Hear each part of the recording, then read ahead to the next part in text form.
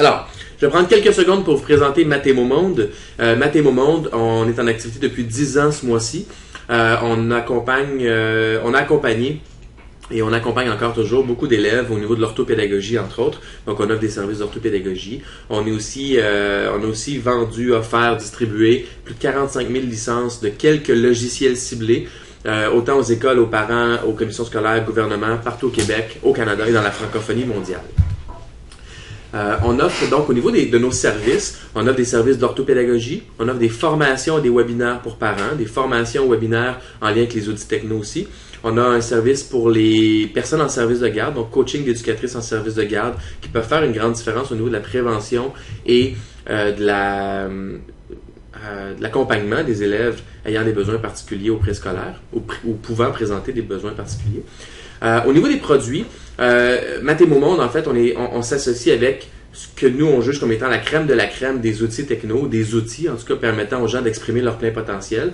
Donc, on est associé aux outils WordQ et SpeakQ, qu'on va aborder aujourd'hui. On est associé à Dabos Orthographe et Dabos Calcularis, qui sont des logiciels d'entraînement à l'orthographe et aux mathématiques. Donc, WordQ, c'est comme un crayon. Dabos Orthographe, c'est l'apprentissage de l'orthographe. C'est hallucinant d'impact. Et on a l'équivalent en mathématiques aussi pour le développement des compétences mathématiques, l'automatisation des processus mathématiques.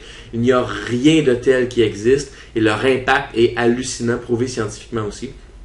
Autant pour les élèves ayant un trouble d'apprentissage que pour les autres. Donc, il y a d'autres webinaires là, qui ont eu lieu et qui auront lieu par rapport à Dabos. Je vous encourage fortement à y assister. Il y a l'outil en ligne Aide-Odis, qui est un outil de mise en forme de documents, changer la police de caractère, la taille de caractère, l'espacement des lettres, des mots, colorer certains phonèmes, colorer les syllabes. Un outil en ligne aide-odis.com. Allez-y, c'est gratuit pour le moment. Il y a une version d'essai de 30 jours. Il y a même un module OCR intégré qui permet de vraiment faire de la mise en forme de documents de façon extrêmement simple. C'est un sauvetage hallucinant. Et on a aussi notre tout nouveau bébé lancé cette semaine, aidersonenfant.com, qui est un site d'information de ressources pour parents pour leur permettre de mieux accompagner leur enfant. On est associé avec Maman pour la vie, qui est notre partenaire de diffusion. Aidersonenfant.com, pour le moment, ne vit que sur Facebook. Donc, facebook.com/aidersonenfant.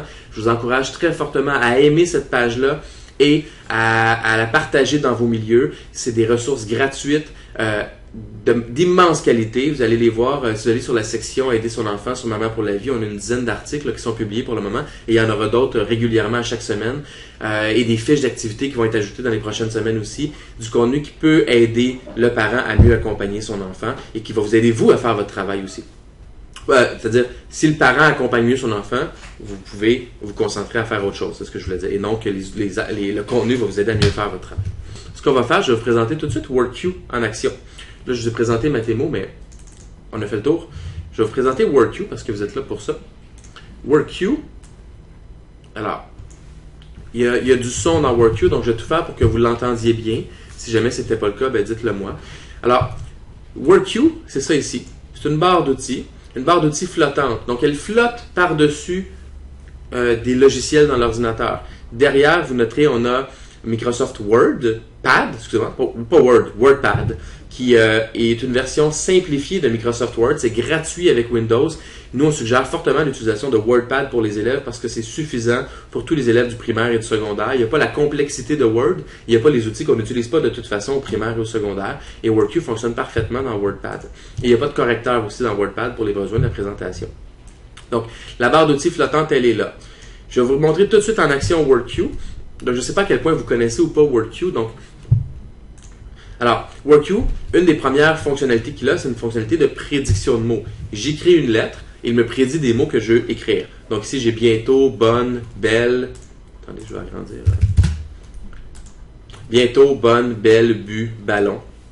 Je mets un O. J'ai bonne, bonjour, bon, bois, bon. Donc, au fur et à mesure que j'ajoute des lettres, la prédiction de mots va se raffiner pour tenter de me prédire ce que je veux écrire. La prédiction de mots, on va choisir les mots prédits de 3 façons. La souris, les flèches du clavier ou le chiffre qui se trouve devant le mot. Bonjour.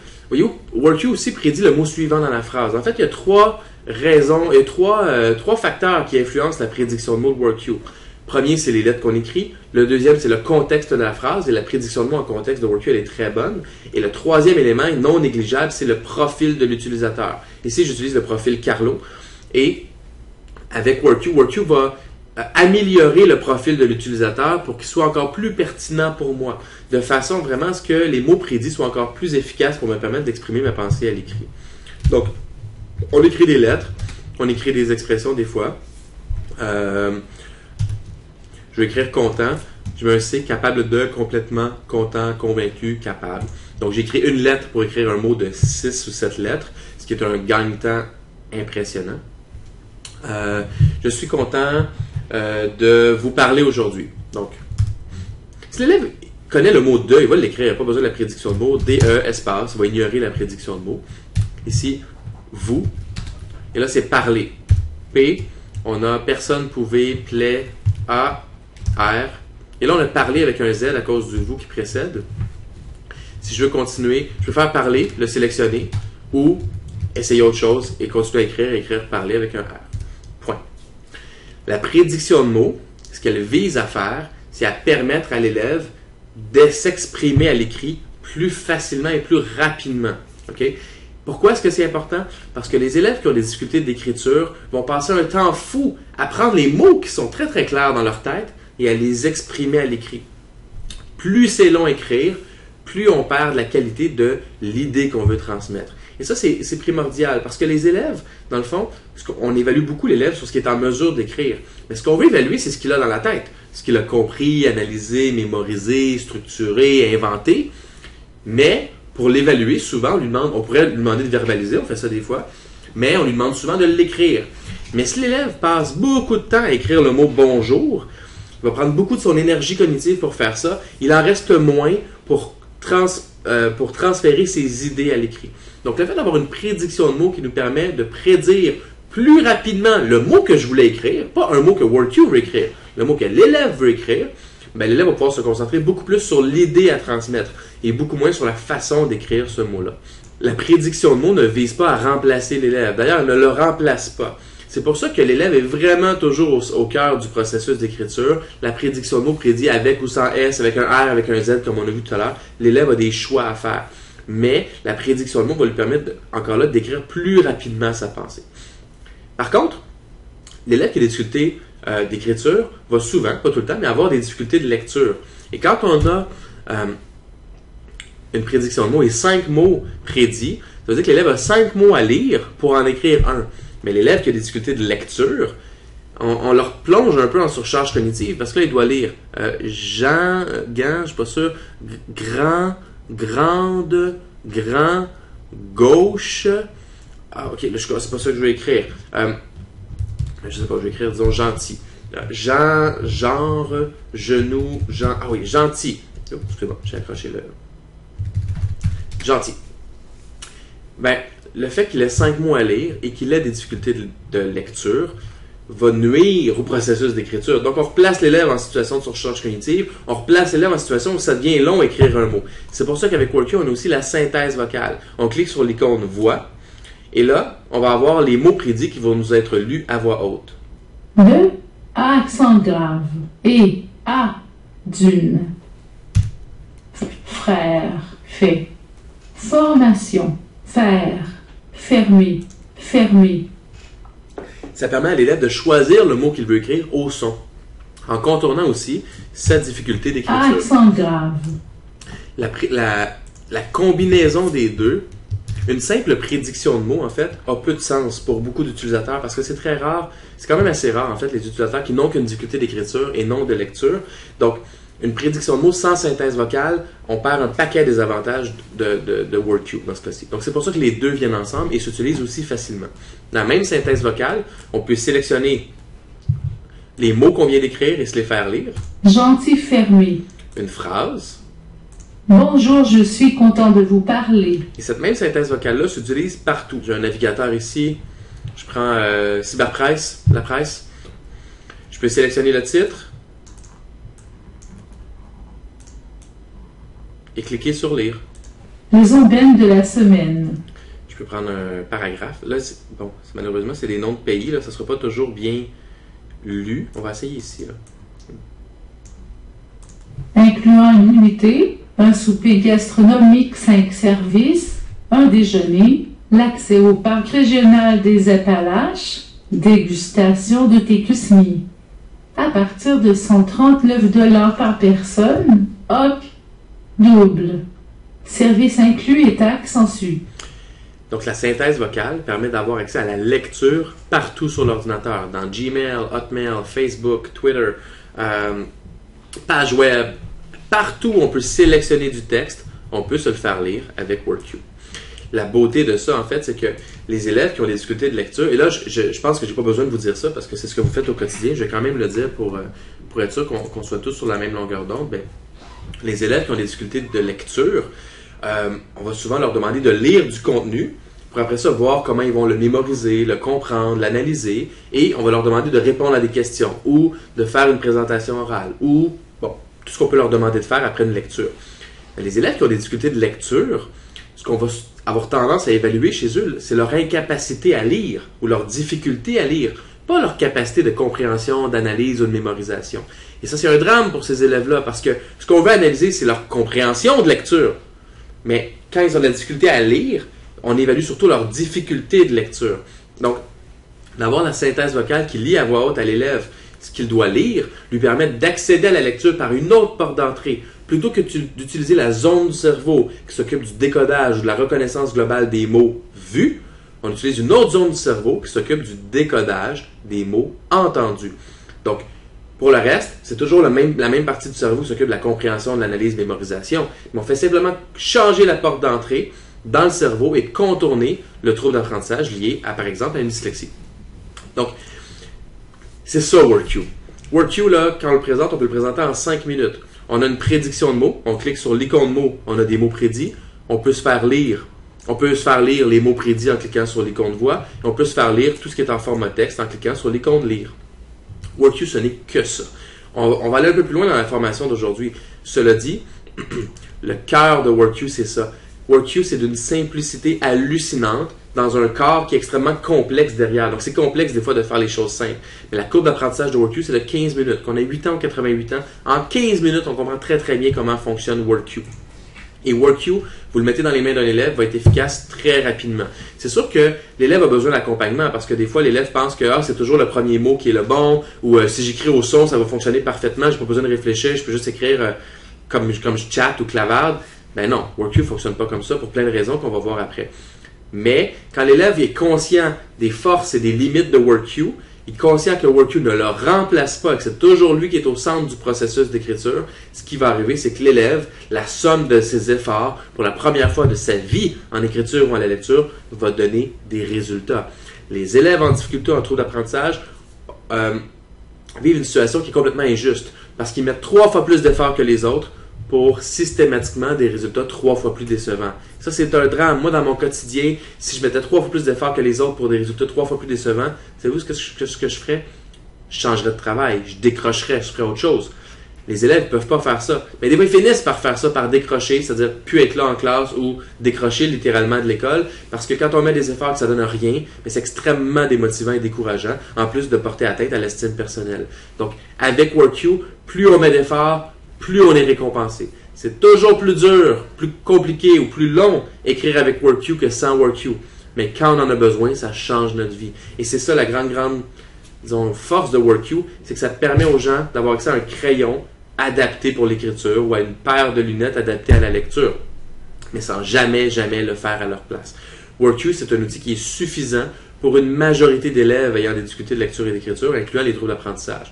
Il y a certains élèves qui vont écrire littéralement seulement au son, que le fait d'agencer des lettres pour en faire des syllabes va être super compliqué. Ben, eux, ils ont besoin probablement d'un outil encore plus avancé, d'un prédicteur phonétique qui va faire cette étape-là à leur place. Mais une majorité d'élèves, 85% d'élèves ayant des difficultés des troubles d'apprentissage, WorkQ va être suffisant pour leur permettre d'exprimer leur plein potentiel. Il n'y a pas besoin d'aller dans les options de WorkQ. Moi, je dis souvent, quand l'élève posera des questions sur les options, dites-lui, vas-y, amuse-toi, change tout ce que tu veux. On ne peut rien briser dans WorkQ. Ça va toujours fonctionner. Au pire, on se crée un nouveau profil. Si vous avez à montrer WorkQ à un élève, ne faites que ce que je viens de faire et c'est amplement suffisant. Avec la version 4, particulièrement, il y a des confusions phonétiques qui ont été ajoutés. Donc, j'ai acheté un cahier. C-A-H-I-E-R, qui est un mot quand même très compliqué à écrire pour les élèves ou pour certains élèves. Si j'écris K-A-I-E-R, et vous, cahier, on finit par le trouver. Alors que la version 2, la version 3, on ne réussit pas à le trouver. Donc, il y a des confusions phonétiques qui ont été ajoutées. WorkU n'est pas un prédicteur de mots phonétiques, parce que, comme je viens de le dire, une minorité d'élèves a besoin de ça. Par contre, il y a quand même des confusions phonétiques, surtout pour les phonèmes en début de mots. Avant, avec la version 2 et la version 3, quand on ratait la première lettre, c'était difficile d'avoir quand même un bon mot prédit. Avec WorkU 4, il y a cette grande amélioration-là qui a été apportée. Par contre, vous noterez, ça n'arrive pas vite. Parce que volontairement, on veut éviter que l'élève trouve le bon mot facilement, même en écrivant un peu n'importe quoi. Donc, quand on va un peu plus loin dans le mot et qu'on écrit quelque chose, là, cahier va arriver. C'est toujours encore là pour placer l'élève au centre du processus d'écriture, parce que les prédictions de mots phonétiques ou phonologiques sont super bonnes. Par définition, elles sont bonnes, parce que on peut juste écrire au son et ça va quand même prédire les bons mots. Le grand défi de ça, c'est que l'élève qui n'a pas besoin de ça va avoir un outil qui va le remplacer. L'élève qui est capable de faire l'effort d'écrire... Attendez, j'essaie de trouver un autre truc. Disons, je vais écrire petit, je mélange le P et le B. Je vais écrire petit, mais j'écris petit. Je vais avoir béni, bête, bétail, bois, best. Ben, une majorité d'élèves sont en mesure de faire « OK, les mots prédits n'ont pas rapport avec ce que je veux écrire, il faut que j'essaie autre chose. » Souvent, c'est en début mot que le problème survient. Et là, l'élève doit faire l'effort et trouver la façon d'écrire petit en ajoutant 2 ou 3 lettres. Ça, une majorité d'élèves sont en mesure de le faire. La prédiction de mots phonologiques le ferait à leur place, et là, on n'a pas aidé l'élève, on l'a remplacé. Donc, pour répondre à la question, il y a des confusions phonétiques en début de mots qui ont été ajoutées. La prédiction en contexte de phrase est aussi améliorée. C'est-à-dire que par rapport au mot que j'ai écrit dans la phrase, le mot prédit suivant va être encore plus pertinent avec la version 4 et 3 que la version 2. Encore plus sur Mac. La version Mac de WorkU, au niveau de la prédiction de mots en contexte, est encore améliorée. On a, dans les options, c'est juste dans Options rétroaction vocale, on a un nouveau moteur de prononciation ici, où on peut changer beaucoup plus facilement la prononciation des mots, de façon à ce que il soit, disons, l'élève qui... c'est plus facile dans la version 4 que dans la version 3 et la version 2. L'élève qui s'appelle Ahmed, sa prononciation, c'est plus Ahmed. Donc, comme l'élève utilise le logiciel souvent, il pourrait vouloir que le logiciel change la prononciation de Ahmed pour Ahmed, mais il peut faire ça beaucoup plus facilement dans WorkU 4. Et là, je me souviens pas si WorkU 2 avait les listes abréviations, les listes sujets. Je pense que non. Ça, c'est des fonctionnalités supplémentaires qui ont été ajoutées. Les listes sujets, ce que c'est, on va créer un exemple. Disons que un élève en particulier a une passion pour, allons-y pour le hockey, là, en cette période de séries éliminatoires du Canadien, du hockey. Disons qu'il a une passion pour le hockey. Ou bien il doit écrire quelque chose qui est en lien avec la chimie. Ou bien il a un devoir qui porte sur je sais pas quoi. Donc ici, on va prendre le sujet hockey. Ah, il existe déjà. J'ai déjà fait cet exemple-là. OK, bon. J'ai déjà fait l'exemple hockey, mais on va quand même rajouter des mots. Je prends l'exemple hockey, et ici, j'ajoute des mots. Donc, j'ai déjà arbitre, aréna, attaquant, banc, but, centre, défenseur, gardien, joueur, lancer, passe, punition, rondelle, que j'ai ajouté manuellement. On peut apporter des listes de mots si on veut. Si on veut ajouter à ça, je pourrais mettre série, éliminatoire. Je pourrais rajouter Montréal. Je pourrais ajouter Détroit, qui sera peut-être notre prochain adversaire. Je pourrais ajouter Maurice Richard, Jean Béliveau. Donc, c'est des mots en lien avec le sujet. Une fois que je construis ma liste de mots, je ne sais pas si vous voyez, en dessous de l'icône option, on a la liste sujet. Là, je vais aller choisir hockey. Mais ce que je viens de dire à WorkU, attendez, ce que je viens de dire à WorkU, c'est là WorkU, je vais écrire sur le hockey. Donc, si tu peux, prédis en priorité, quand ce sera pertinent, les mots associés au hockey. Disons, les Canadiens de Montréal joueront une partie contre Détroit, disons. J'active la prédiction, évidemment. J'ai choisi le sujet hockey. Les. Je mets Canadien, en majuscule dans ce cas-ci, de Montréal. Montréal est assez loin. Montréal. Joueront. Voyez-vous, j'ai joueur qui arrive en premier. Si je n'avais pas choisi la liste de mots sujets, joueur n'arriverait pas. Le joueront, c'est un verbe compliqué. Joueront, une partie, une passe, une rondelle, une punition, un attaquant, une autre. Là, je mets P, partie apparaît assez vite. Contre Détroit. DE, Détroit apparaît. Donc, dans le fond, ce que ça fait, ça permet à la prédiction de mots d'être encore plus efficace par rapport à un sujet donné pour un moment donné. Puis c'est super facile. Si là maintenant, OK, parfait, là maintenant, j'écris un courriel à ma mère, je vais à sujet, je choisis aucun et la prédiction de mots redevient normale pour cet utilisateur-là. On peut importer des listes de mots, on peut partager nos listes de mots avec d'autres aussi, de façon à avoir des listes sujets adaptées par matière, par passion, par sujet, etc. Au niveau de l'orthographe, c'est un point qui revient tout le temps, qui est important de mentionner en fait. Le but de WordQ, c'est d'exprimer ses idées à l'écrit. Ce n'est pas d'écrire sans faute. Est-ce que c'est important d'écrire sans faute? Oui, totalement, tout le temps. C'est une obsession chez moi d'écrire sans faute. J'y crois beaucoup. Et les concepteurs de WordQ aussi. Par contre, écrire et écrire sans faute du premier coup, on place systématiquement l'élève en situation de surcharge cognitive, incluant l'élève au régulier. C'est très, très difficile d'écrire et d'écrire sans faute du premier coup, sans perdre de la qualité de ce qu'on veut écrire, c'est-à-dire la qualité des idées à transmettre. Donc, je vais te faire un exemple. La pomme que j'ai mangée. Alors, WordQ n'est pas un correcteur et WordQ ne vise pas à écrire sans faute du premier coup. Avec WordQ, on va écrire avec moins de fautes, mais pas nécessairement sans faute. Et c'est correct comme ça. La pomme que j'ai mangée, regardez les mots prédits. Manger et, manger ER, manger ES, manger EE, mange. Si j'active la synthèse vocale, manger, manger, manger, manger. Il y a 4 fois manger. Au son, pareil, mais visuellement, on voit qu'il y a un accent aigu, ER, ES et E. Il y aura même EES et EZ qu'on pourrait rajouter à cette liste-là. L'élève qui va voir ça, l'élève qui va utiliser WordQ en disant « Ah, WordQ, fais-toi ma place. » Manger. Manger. Manger. Sélectionne manger. Ben, 2 choses vont arriver. Premièrement, si on relit ce que l'élève a écrit, donc je vais continuer. Manger était. La pomme que j'ai mangée était bonne. Est-ce qu'on comprend ce que l'élève voulait écrire? La réponse c'est oui. On comprend à 100% ce que l'élève voulait écrire. Donc, WordQ a rempli sa mission, qui est déjà une mission qui est extrêmement difficile à remplir pour ces élèves-là. Deuxième constatation, l'élève a fait une faute. Il a fait une faute. Est-ce qu'il mérite d'avoir une faute? Oui, il a fait une faute. S'il ne se corrige pas ou s'auto-corrige pas ou se révise pas, il aura une faute. Mais au moins, il aura exprimé sa pensée clairement et correctement. Et c'est ça WordQ. Parce qu'avec WordQ, on va écrire avec moins de fautes, mais on va exprimer sa pensée mieux. La deuxième étape, c'est la correction. C'est pour ça que WordQ est très souvent utilisé avec, entre autres, le logiciel Antidote ou n'importe quelle autre technique d'autocorrection standard. Parce que la correction, c'est la deuxième étape. On veut écrire avec le moins de fautes possible du premier coup, mais ensuite on se corrige avec Antidote ou avec WordQ. WordQ n'est pas un correcteur, mais il peut servir d'outil d'autocorrection. Je reviens à mon exemple ici. L'élève qui ne se pose pas de questions aura toujours la note qu'il mérite. L'élève qui se pose une question, il va faire « Oh, ah oui, c'est vrai! » Il y a des possibilités. Laquelle est-ce que je prends?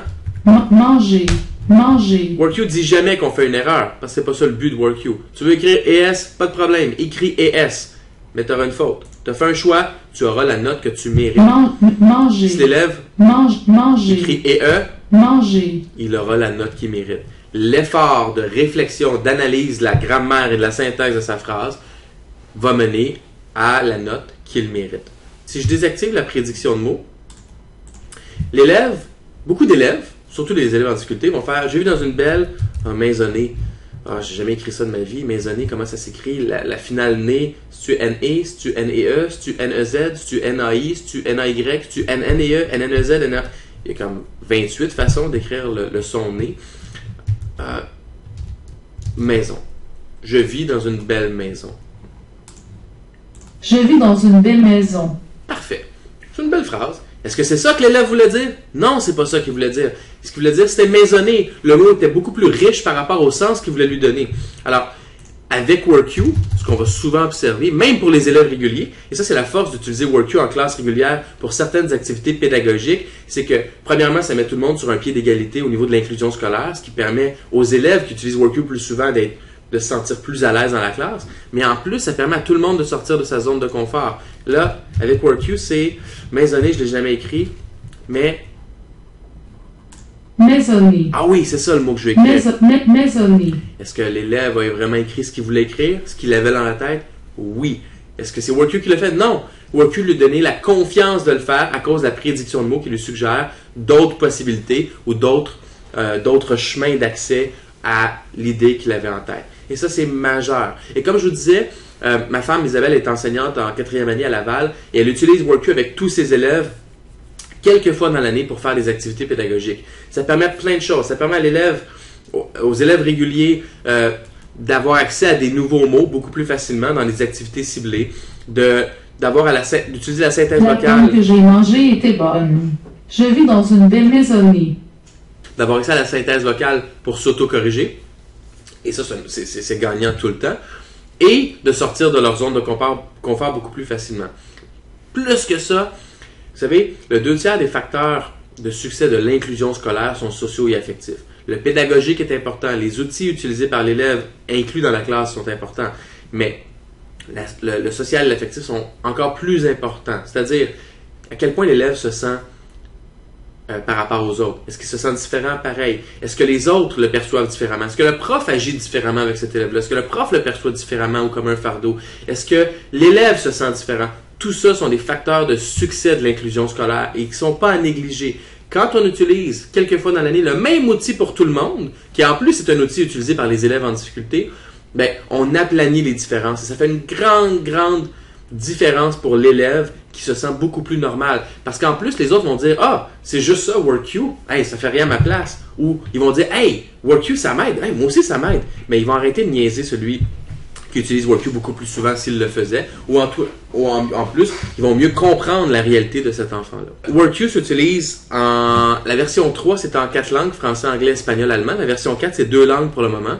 Donc, on peut créer un nouvel utilisateur en anglais. Le nombre d'utilisateurs qu'on peut créer est illimité.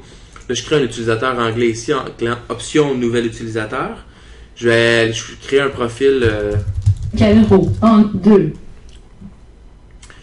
Alors, en 1 seconde, la prédiction de mots devient en anglais et la voix aussi. De façon. Have. He has.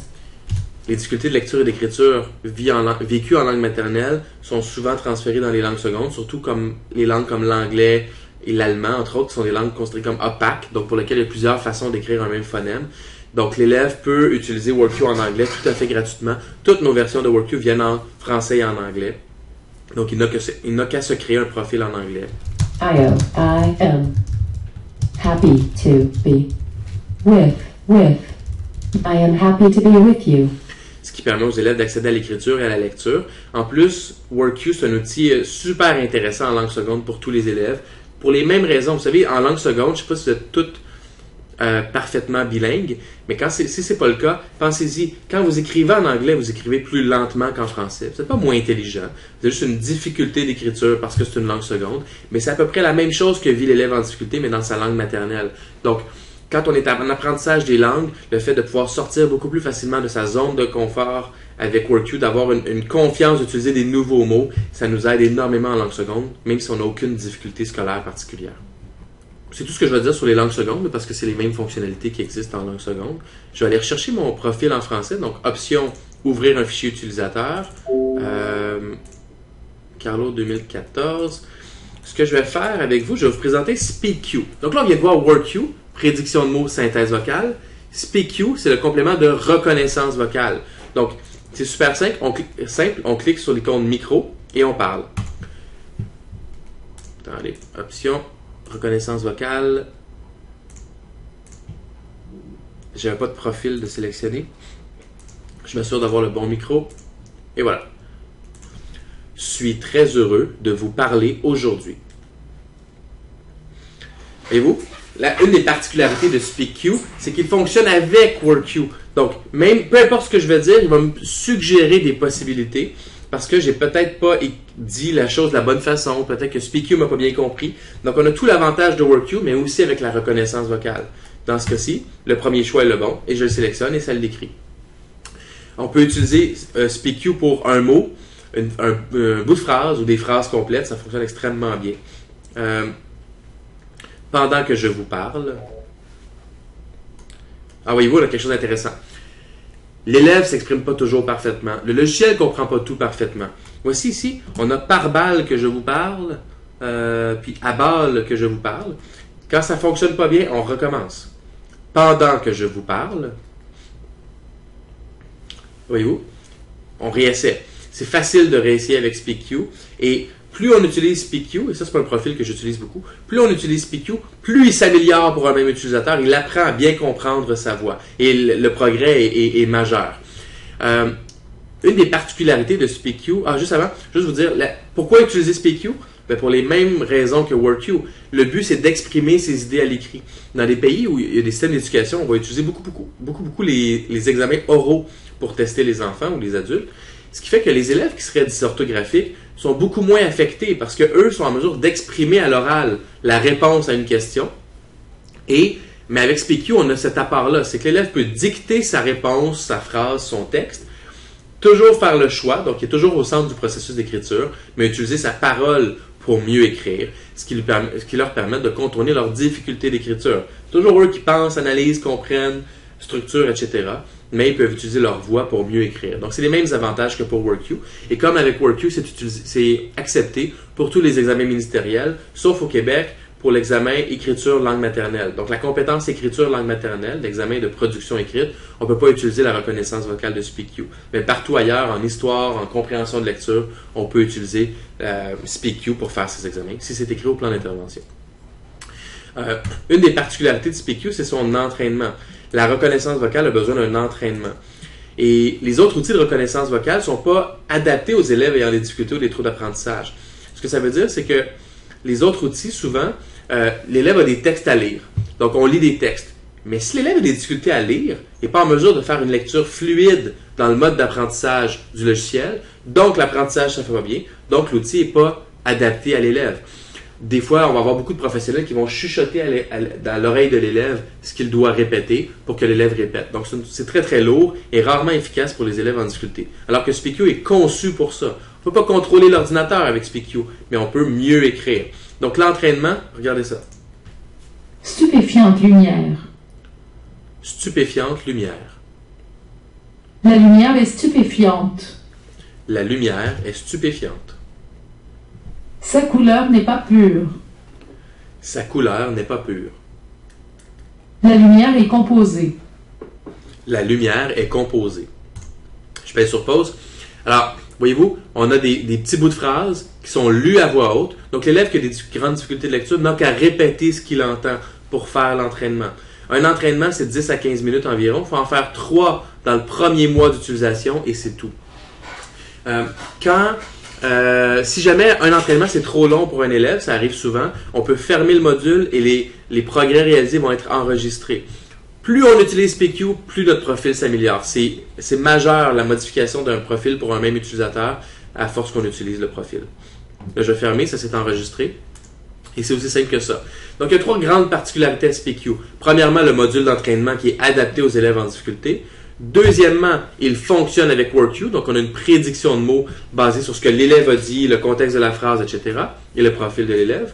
Et troisièmement, il donne droit à l'erreur. Donner droit à l'erreur, ce que ça veut dire, c'est que l'exemple de tout à l'heure, quand j'ai dit pourtant ou pendant, il y avait d'autres choix. C'est que c'est pas vrai que l'élève s'exprime toujours parfaitement. C'est pas vrai que le logiciel va toujours bien comprendre ou que le micro va toujours bien capter. Donc, l'élève est au centre du processus d'écriture et parfois, l'élève, c'est le choix numéro 4 ou 5 qu'il doit faire. C'est pas le premier. Donc, on ne veut pas que l'outil écrive systématiquement ce que l'élève dit. On veut que l'élève fasse un choix parce que parfois, le bon choix, c'est pas le numéro 1. C'est le numéro 3, 4 ou 5. Ce qui lui permet de vraiment s'assurer qu'il a bel et bien écrit ce qu'il voulait écrire et non ce que le logiciel aura compris.